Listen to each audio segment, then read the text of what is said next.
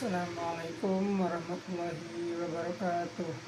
Perkenalkan, nama saya Rian Adriansyah dengan NIM 2414201112.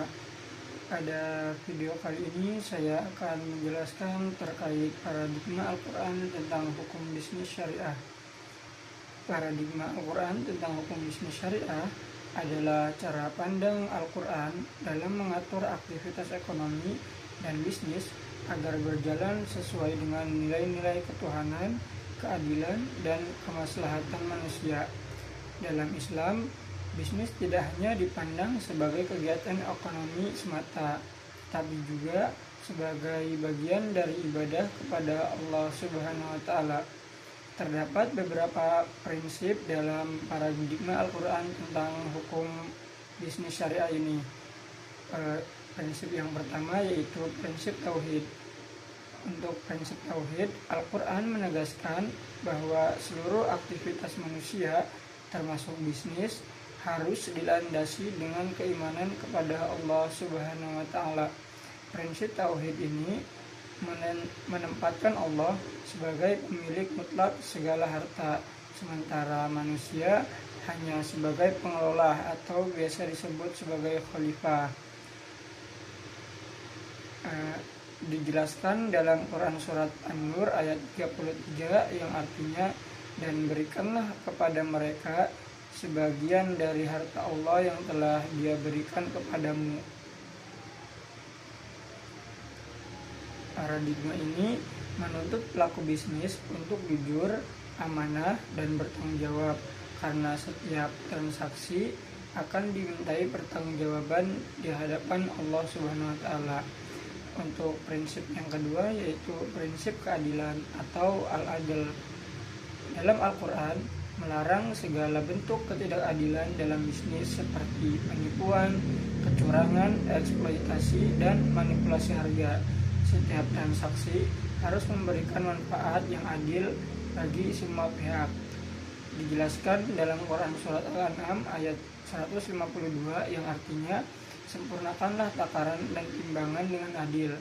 Nah, paradigma keadilan ini menjadi dasar larangan praktik riba, gharar, dan nasyir dalam bisnis syariah.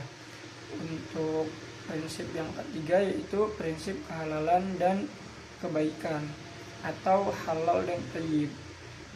Al-Quran menegaskan bahwa objek dan proses bisnis harus halal dan baik. Tidak hanya produknya yang halal, tetapi juga cara memperolehnya harus sesuai syariat. Dijelaskan dalam Quran surat Al-Baqarah ayat 168 yang artinya, wahai manusia, makanlah dari apa yang ada di bumi dan yang halal lagi baik.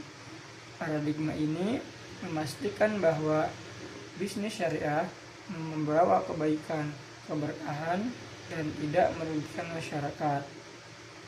Untuk prinsip yang keempat yaitu prinsip kerelaan dan transparansi. Setiap transaksi bisnis dalam Islam harus dilakukan atas dasar kerelaan kedua belah pihak, tanpa adanya paksaan, penipuan, atau informasi yang disembunyikan. Yang sudah dijelaskan dalam Quran surat An-Nisa ayat 29 yang artinya, janganlah kamu saling memakan harta sesamamu dengan jalan yang batil, kecuali dengan jalan perdagangan yang berlaku atas dasar suka sama suka. Paradigma ini menekankan pentingnya akad yang jelas dan transparan.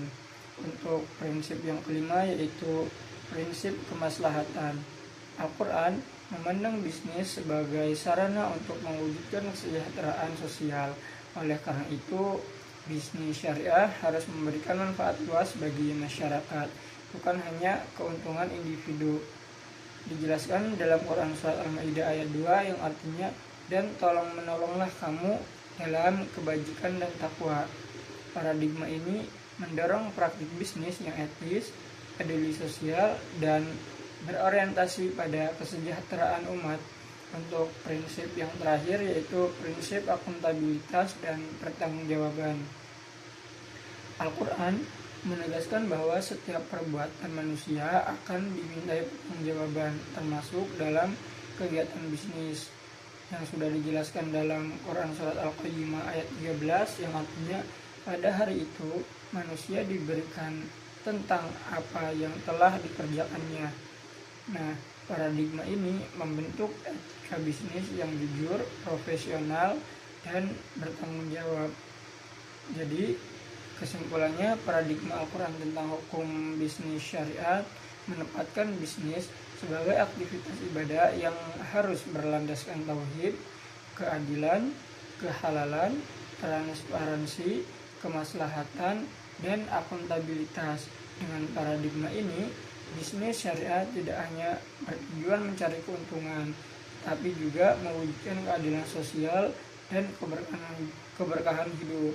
Nah, mungkin itu saja untuk video kali ini. Kurang lebihnya mohon maaf. Wassalamualaikum warahmatullahi wabarakatuh.